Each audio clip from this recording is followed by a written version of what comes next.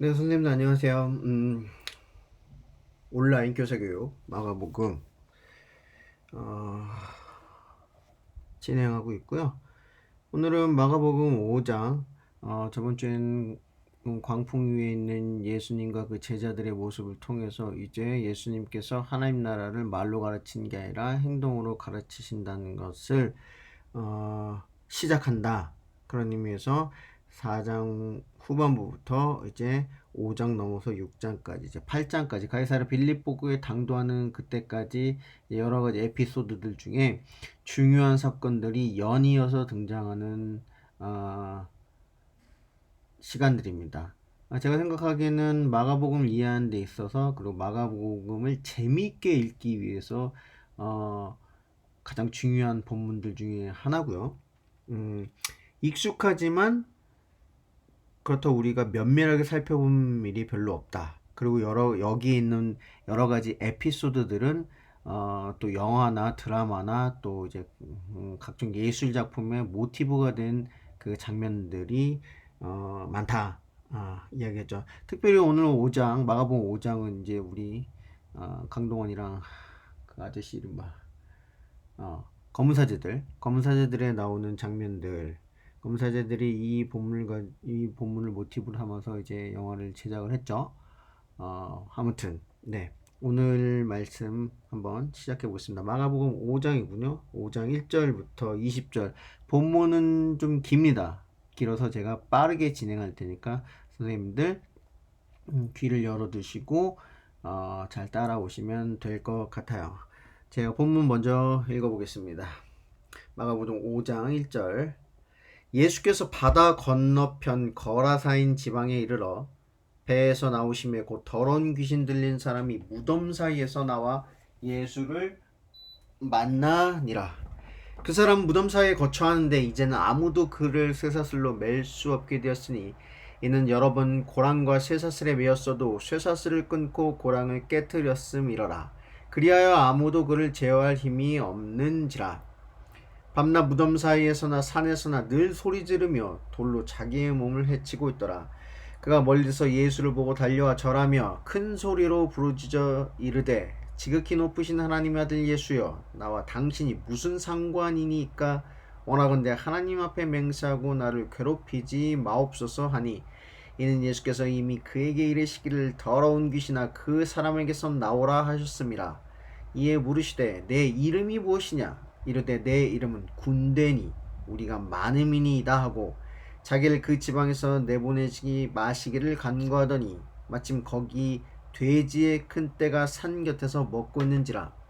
이에 간구하여 이르되 우리를 돼지에게 보내 들어가게 하소서 하니 허락하신데 더러운 귀신들이 나와서 돼지에게로 들어가매 거 2,000마리 되는 떼가 바다를 향하여 비탈로 내리달아 바다에서 몰사하거늘 치던 자들이 도망하여 읍내와 여러 마을에서 말하니 사람들이 어떻게 되었는지를 보러 와서 예수께 이르러 그 귀신 들렸던 자 곧 군대 귀신 집혔던 자가 옷을 입고 정신이 온전하여 앉은 것을 보고 두려워하더라. 이에 귀신 들렸던 자가 당한 것과 돼지를 본 자들이 그들에게 알림해 그들이 예수께 그 지방에서 떠나가기를 간구하더라. 예수께서 배에 오르실 때 귀신 들렸던 사람이 함께 있기를 간구하였으나 허락하지 아니하시고 그에게 이르시되 집으로 돌아가 주께서 내게 어떤 큰 일을 행하사 너를 불쌍히 여기신 것을 내 가족에게 알리라 하시니 그가 가서 예수께서 자기에게 어떻게 큰 일을 행하셨는지를 데가볼리에 전파하니 모든 사람이 놀랍게 여기더라. 아멘. 자, 오늘 본문은 세 부분으로 이루어졌습니다. 거라사 지방에 더러운 귀신 들린 사람이 등장하는 장면 1절부터 5절까지고요. 6절부터는 예수께서 그 거라사의 귀신 들린 사람과 나눈 대화, 그 다음에 거기에서 귀신을 축출한 장면, 그리고 세 번째는 14절 이후에 이 이야기들을 그 지역 데가볼리 안에 있는 거라사 지방 사람들의 어떤 상인들이 주민들이 이 장면을 보고 평가하는 장면, 이렇게 세 부분으로 나눠져 있습니다. 우리가 먼저 봐야 될 건 지도예요. 지도를 학교에서 보면 여기가 여전히 갈릴리죠. 그 다음에 예수께서는 어디 있었어요? 가버나움에 있었다가 저리로 건너가자라는 말씀을 하죠. 네, 저리로 건너가자. 그러니까 가버나움 지역에서 이 갈릴리 바다를 건너서 저기로 건너가자, 여행을 하자라고 제안했던 장면이 그 전 장면이고요. 이 바다를 건너서 드디어 오십니다. 이 거라사 지방은 어디에 있냐면 우리가 지금 테가볼리라고 나와있죠. 테가볼리는 이 지도에 테카폴리스 지역을 말합니다. 테카폴리스는 뭐예요? 테카 열이죠. 폴리스는 도시란 뜻입니다. 10개 도시인데 요단강 동편, 그러니까 트랜스 요르단 지방, 이쪽 지역은 무슨 지역이었냐면 당시에 이방인이라고 하는 지역이었어요. 이게 이제 로마 행정구역이었죠. 여기가 갈릴리고요. 여기가 사마리아, 여기가 유대, 여기가 이두메죠. 이두메 땅이고, 여기가 테카폴리스 지역이고, 여기가 시리아 지역이었습니다. 그 다음에 테카폴리스 지역 중에서 테카폴리스에 들어간 10개 도시에 들어간 입구에 뭐가 있냐면 거라사가 있습니다. 거라사. 지도를 보시면 알겠지만 여기가 평야 지역이고요. 이 넘어서 가다라 지방 지나서 테카폴리스 입구, 이 지역을 들어가기 위해서 있는 산지 지역 입구에 있는 거라사 지역입니다. 왜 예수께서 거라사 지방에 갑니까? 예수께서는 유대 땅에서 이방인의 땅으로 하나님을 전파하는 그 길 위에 있습니다. 다시 이제 돌아오시죠. 이방인 땅에 갔다가 돌아와서 나중에 어디로 가요? 예루살렘으로 가는 여정에 있다. 이걸 항상 염두에 두시면 됩니다. 자, 그러면 지금의 배경은 어디냐? 이방 땅이에요. 저번 시간에, 그 다음에 계속 제가 반복해서 얘기하지만 예수께서 하나님 나라를 세상에서 세상의 영역으로 밀고 뚫고 내려오는 그 중간 지점, 다시 말해서 하나님 나라와 하나님 나라와 세상이 여기 있습니다. 세상이 있다고 치고 예수께서 세례를 받으심으로써 어디가 하나님 나라, 세상, 하나님 나라가 예수의 어떤 그 세례받는 장면에서 성령과 함께 강림하면서 예수를 통해서 세상으로 침투해 내려옵니다. 뚫고 내려오는 거죠. 그러니까 이 하나님 나라가 위에서 그 거대한, 지금으로 보기에는 겨자씨 같은 거지만 이게 점점점 자라서 나중에 거대한 나무가 되는 것처럼 하나님 나라가 이 작은 예수를 뚫고 이 세상으로 침투해 오는 요 선봉에 누가 있다? 예수가 있다. 예수가 뭘 가지고 있다? 십자가를 가지고 있다. 자, 여기를 뚫고 지나갈 때 예수께서는 항상 어떻게 하시냐고? 육체와 영혼을 동시에 회복시킨 장면이다. 육체를 회복시키는 건 뭐라고 말씀드렸죠? 병고침. 그 다음에 영혼을 회복시키는 장면들은 귀신 축출이나 기타 등등. 여기서도 마찬가지로 갈릴리 지역에서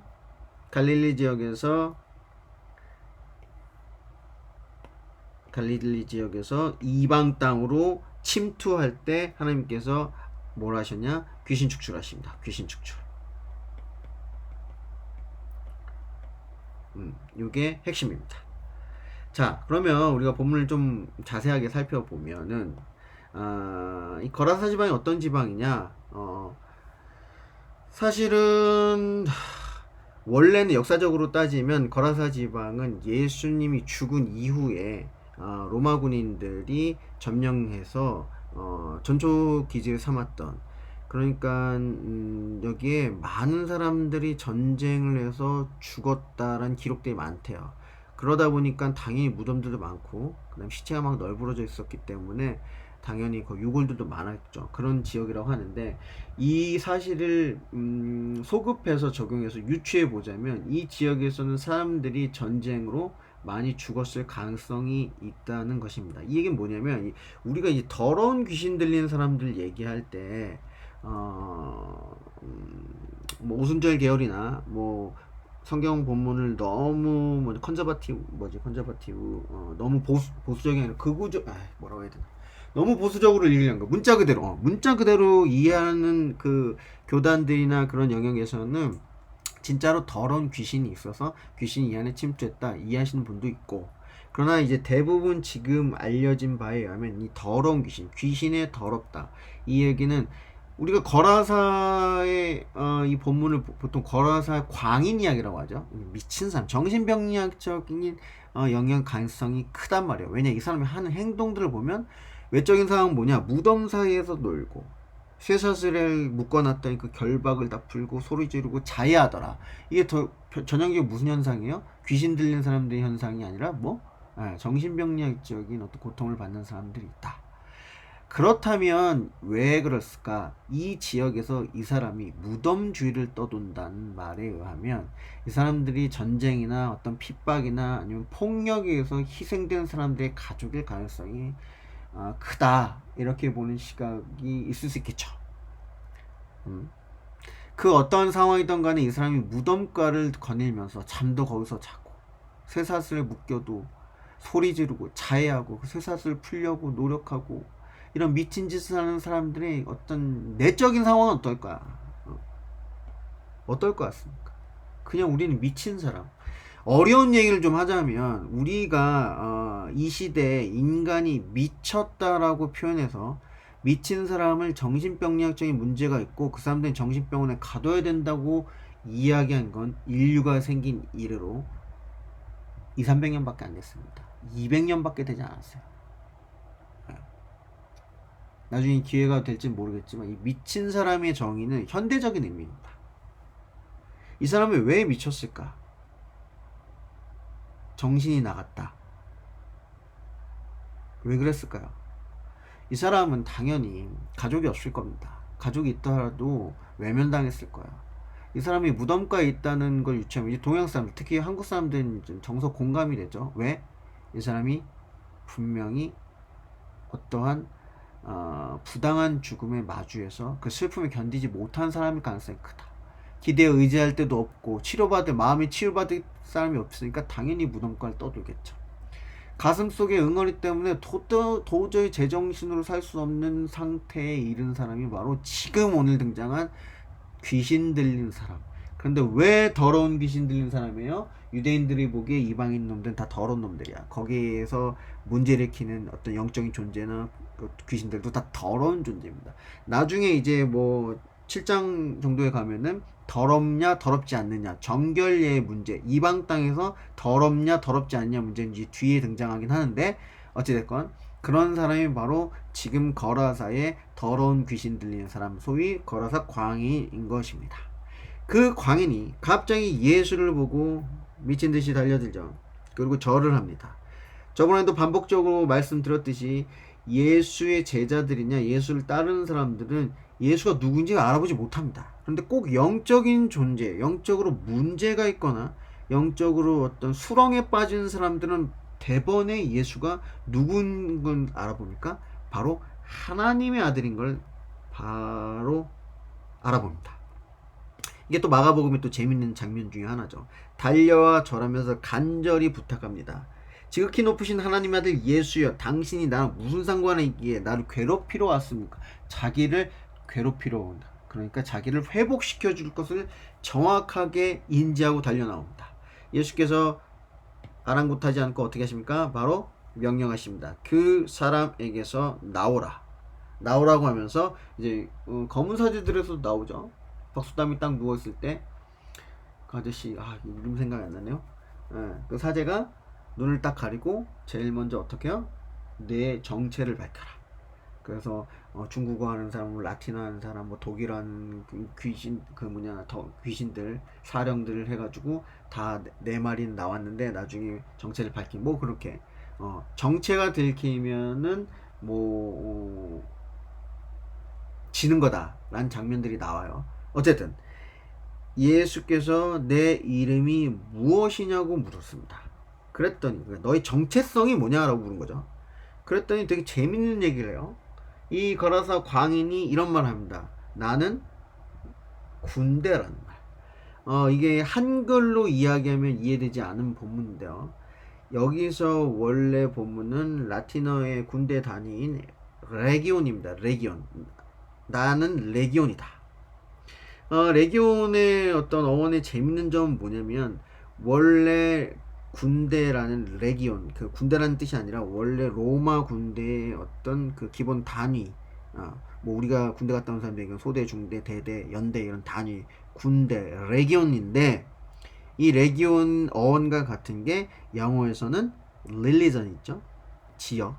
또 같은 게 뭐냐면 지역은 리전 있고 종교는 렐리전이 있죠. 어원이 같습니다. 군대란 말과 지역이란 말과 종교.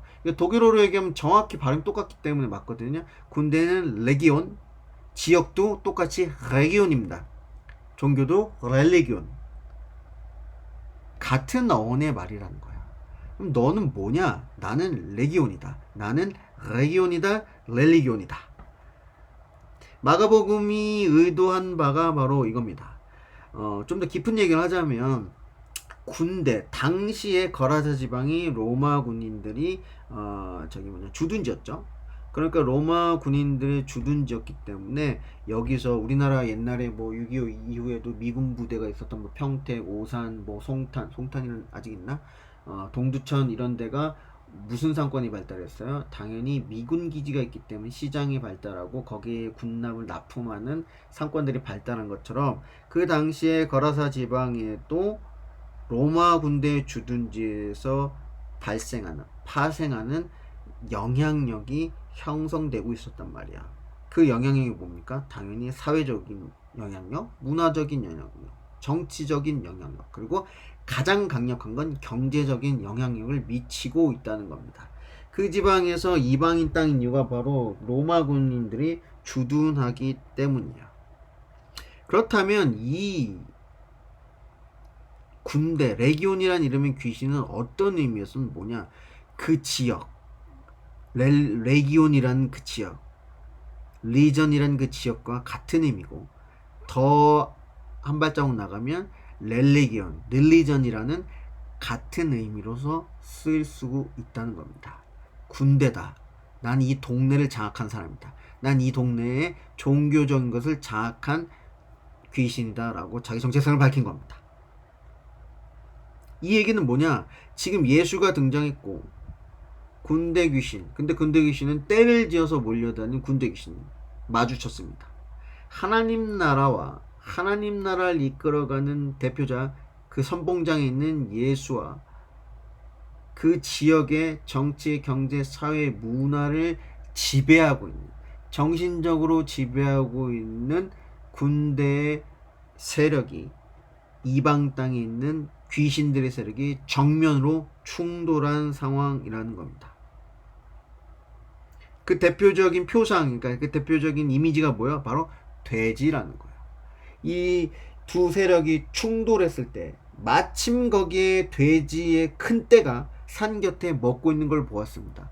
왜냐면은 유대인들은 돼지를 칠 수가 없어요. 근데 로마 군대에다가 돼지고기를 납품을 해야 되기 때문에 어느 땅에다가 해요? 유대 땅이 아니라 이방 땅에서, 테카폴리스 지역에 있는 거라사 지역에 대규모로 돼지를 키워서 그 돼지고기를 그 로마 주둔지에 공급하고 있던 동네였던 겁니다. 그러니 당연히 로마 군대에서 나오는 영향력과 경제적인 상황이 그 동네를 지배하고 있겠죠. 그걸 표상한 게 뭐예요? 바로 거라사 광인 안에 있는 군대 귀신이라는 겁니다. 두 세력이 마주쳤습니다. 그때 예수께서 어떻게 하십니까?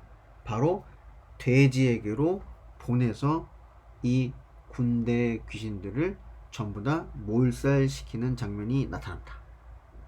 바로 이런 거죠. 이방인 자체, 그러니까 이때 이방인은 유대인이 아닌 자, 하나님 나라에서 제외된 자, 하나님을 모르는 자들을 결박하는 것은 그 사람의 정신적인 것, 정치, 경제, 문화, 사회, 종교적인 영향력, 그 세력에 대해서 하나의 정결의식을 취하는 거예요. 정결의식이라는 게 그냥 제사의 의미가 아니라 회복시키는 겁니다. 영적인 회복. 하나님 나라가 전파되기 위해서는 회복돼야 돼요. 그래서 예수께서 여러 가지 이적과 표적과 기사를 보여주는 겁니다. 고치고 회복시키고 살리고 회복시키고. 그게 전형적인 장면이다. 그러고 나서 이 모습이, 이 대단한 이야기들이 어떻게 됐냐? 그 동네에 퍼지기 시작합니다. 치던 자들이 도망하여 읍내와 여러 마을에 말하니 사람들이 어떻게 되었는지를 보러 왔다는 겁니다. 자, 돼지를 치던 자들이 동네에 돌아가서 이야기를 합니다. 돼지들이 다 죽었다. 자, 어떤 반응을 보였을까요? 그 사람들이 보인 반응이 과연 긍정적이었을까요? 아닙니다. 그 뒤에 나오는 장면들을 보면 상당히 부정적이라는 것이 나옵니다. 먼저 보면은 예수께서 이런 그 귀신 들렸던 자가, 곧 군대 귀신 집혔던 자가 옷을 입고 정신이 온전히 앉은 것을 보고 두려워했다는 겁니다. 와, 이 사람이 미친 자였는데 예수를 만나고 온전해졌구나. 무엇을 두려워했을까요?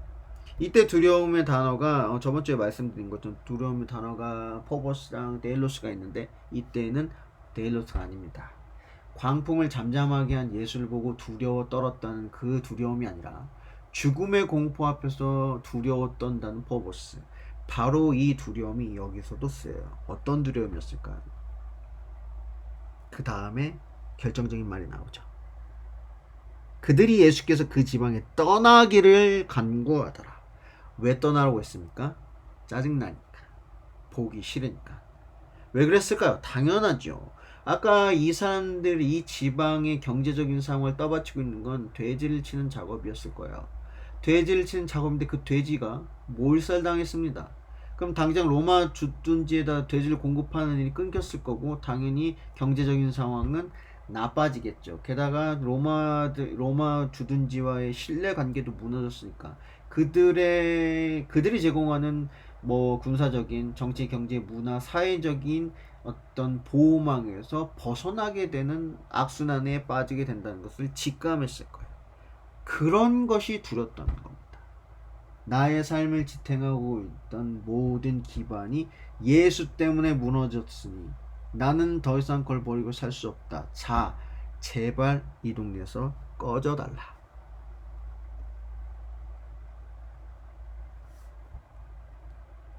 뒤에 얘기는 이제 그런 내용이죠. 이 사람이, 병고침을 받은 사람이 예수께서 나를 고쳐줬으니까 나는 예수와 함께 하고 싶다 그랬더니, 아니다. 너는 가가지고 너의 가족들에게 내가 어떻게 이런 일들을 겪었는지, 그리고 하나님께서 나를 얼마나 불쌍히 여기는지, 그런 것들을 가족들한테 전해라. 그리고 그 사람들이 가서 대가볼리에서 그 이야기를 전하니까 사람들이 놀래더라. 이 얘기를 하는 거죠. 지금 우리에게 이 거라사 광인 이야기, 마가복음 5장 1절부터 20절이 시사하는 바는 다양하게 접근할 수 있어요. 근데 제가 여러분들에게 이제 추천드리는 거는, 첫 번째, 기적은 절대로 믿음을 만들어내지 않는다는 거예요. 보세요. 앞에 광풍을 잠잠하게 한 예수가 등장합니다. 놀랍게 여겼어요.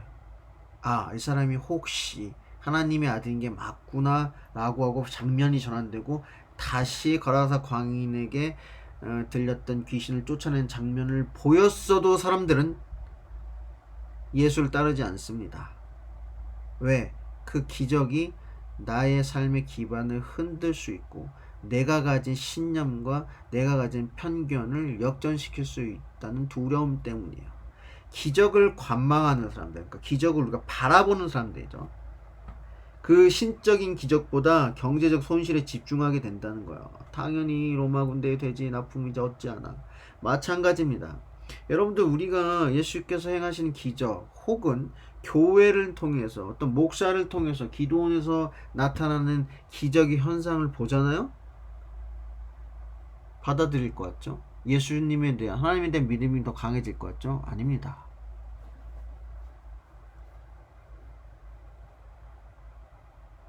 그러신 적이 있으세요? 사람은 기적을 보면 그 기적이 나에게 나타나서 내 인생에 도움이 되길 원하지. 예를 들어서 내가 빚에 허덕이는 사람이다. 그러면 금전적인 경제적인 문제가 극적으로 해결되길 바랍니다. 내가 아픈 사람이다. 그럼 예수를 믿어서 어찌됐든 간에 내 몸에 있는 모든 병이 질병이 떠나가고 내가 회복되기를 원합니다. 내가 자녀가 없는 사람입니다. 나는 어떻게 해서든지 예수를 믿고 기도하고 찬송하고 말씀 듣고 봉사하고 뭐 교회에서 시킨 대로 다 성실히 행했을 때 아이가 생기길 바라는 거지. 그 예수께서 베푸는 기적을 통해서 하나님 나라를 보기를 원하는 게 아니거든요. 기적을 경험한 사람들은 그래서 자신들을 불쌍히 여긴 예수 함께 있기를 간구합니다. 왜일까요? 당연히 고맙죠. 그리고 어떻게 합니까? 또 기대하게 되죠. 나는 문제가 이것뿐만이 아니니까. 그래서 기적을 경험하는 자들이랑 기적을 보는 자들이나 모두 믿음에 이르는 게 아닙니다. 이 기적은 믿음을 이루어내지 않는다는 것을 보여주는 게 마가복음 5장 1절부터 20절이라고 생각합니다. 그럼 그 믿음이 어떻게 나타나느냐? 이제 뒤에서 이게 계속 나오는 거죠. 그 뒤에 이야기가 이제 또 더 유명한 혈루병 걸린 여자 이야기가 많이 나오죠. 학자들이 굉장히 좋아하는 본문입니다. 설교하기 굉장히 할 말이 많은 이야기고, 그리고 또 교회에서 같이 나누기도 좋은. 그러나 이 혈루병 걸린 여자 이야기는 또 뒤에 숨겨진 내용들이 있다. 그건 이제 다음 주에 하고, 중요한 것은 기적을 경험해도 믿음이 생기지 않는다. 그리고 그 기적이 과연 내 인생을 흔들고 내 관념을 흔든다면 예수가 전한 하나님 나라를 받아들일 수 있을 것인가? 아니다. 두 번째로, 예수께서 전하는 하나님 나라가 누구에게 전파되느냐? 바로 망가진 자들에게 전파된다는 것. 육체가 망가진 사람들은 눈에 보이죠. 그러나 우리가 걸어서 광인의 이야기에 나온 것처럼 정신적인로 고통받는 자들, 정신이 망가진 자들, 마음이 찌그러진 자들이 예수 앞에서 어떻게 회복되는지를 예수께서 보여주는 겁니다. 우리가 정신적으로 망가질 때 다양한 이유가 있죠. 돈 때문에 짓눌려 살면 죽음을 각오할 정도의 고통 속에 빠지기도 하고, 관계가 어그러지면 또한 내 인생을 포기하고 사람으로부터 떠나는 은둔 생활을 하게 되는 정신적 고통에 빠지게 되죠. 뭐 다양하게 상황은 여러 가지. 그러나 그런 것들이 다 결국은 어디서 출발했냐? 우리를 지배하고 있는 정치, 경제, 문화, 사회, 경제적인 압박감 속에서 경험하고 있다는 겁니다. 그것은 세상이 주는 정신병리학적인 현상이고요. 네. 그것이 예수가 전하는 하나님 나라와 만났을 때 정면으로 충돌하게 되고, 결국은 우리를 감싸고 있는 모든 것들이 몰살되지 않는 한 하나님 나라를 볼 수 없다는 겁니다. 제가 최근에 계속 읽고 있는 책들 중에 한 권이 이제 미셸 푸코에 관한 얘기예요. 푸코가 이제 다양한 이야기를 하지만 그 중에서 이제 정신병자들을 이 사회가 어떻게 처리했는지, 그리고 그 정신병자들이 왜 생겨났는지, 왜 우리가 이렇게 가고 있는지, 그 정신병에서 출발하는 것들이 교육이라는 거, 그 학교라는 거, 뭐 통제사회, 뭐 이런 것들 얘기를 해요. 우리가 항상 옳다, 그르다, 그렇게 하면 안 되지, 그게 왜 안 되는 거야, 그렇게 살아야지 하는 것들이 전부 대부분 우리가 스스로 생각해내는 것들이 아니라 우리가 살고 있는 이 나쁘게 얘기해서 부정적으로 얘기하면 이 매트릭스 세계에서 우리가 결국은 주어진 것이다. 왜 우리가 복음, 하나님 나라가 우리 앞에 목전에 와 있다는데 보지 못하는가? 우리가 성찬과 말씀을 통해서 우리 목전에 와 있는 하나님 나라를 볼 수 있는 눈이 잠깐 띄었다가 다시 감기는가? 세상이 주는 매트릭스, 세상이 구축한 매트릭스 안에서 우리가 눌려 살고, 더 중요한 건 우리가 거기에 동의하고 있다는 겁니다. 오늘 여기까지 하고요. 말 너무 길어질 것 같아서 제가 오늘 기도하고 또 마치겠습니다. 기도하겠습니다. 사랑하는 하나님 감사합니다. 오늘도 하나님 나라의 충격적인 모습과 과정을 우리가 또 배우고 느낍니다. 하나님, 우리가 세상과 하나님 나라는 충돌한다고 하지만, 그리고 또 하나님 나라가 더 우위에 있고 하나님 나라의 가치가 더 소중하다고 말은 하지만 우리가 그 영역으로 넘어가지 못합니다. 왜냐하면 우리는 그 하나님 나라를 눈으로 볼 수 없기 때문이죠. 하나님, 우리는 늘 변명합니다. 나는 괜찮은데, 나는 하나님의 사람이지만 사탄이 어둠의 세력에 날 감싸고 있고 나를 짓누르고 있어서 나는 늘 유혹에 빠져서 하나님 나라 그리고 세상 사이에서 시계추처럼 왔다 갔다 고민한다고 변명하지요. 아닙니다. 주님, 우리는 세상이 주는 달콤함에 취해 세상에서 갖고 싶고 누리고 싶은 것이 많기 때문입니다. 주님, 우리가 세상을 버리는 것이 아닙니다. 세상을 살아가는 데 있어서 하나님 주신 생명과 하나님 나라 안에서 회복되는 육적인 그리고 영적인 생명을 다시 회복시켜서 이 세상을 하나님의 뜻대로 살아갈 수 있는 주님의 자녀가 될 수 있도록 주님 우리를 인도하여 주시옵소서. 우리 마음의 연약함을 우리가 잘 압니다. 오늘도 이렇게 일을 하는 가운데, 사회생활하는 가운데, 가정생활하는 가운데 하나님 나라가 내 눈앞에 있다는 것을 볼 겨를이 없지만, 주님, 내가 누워서 잠들 때, 아침에 누워있다가 잠에 깨어났을 때 처음으로 보는 것이 세상이 아니라 하나님 나라 앞에 서 있는 나임을, 나의 모습을 밝히 보여주시길 간절히 원하옵나이다. 이 모든 말씀 살아계신 예수 그리스도 이름으로 기도드렸습니다. 아멘. 감사합니다.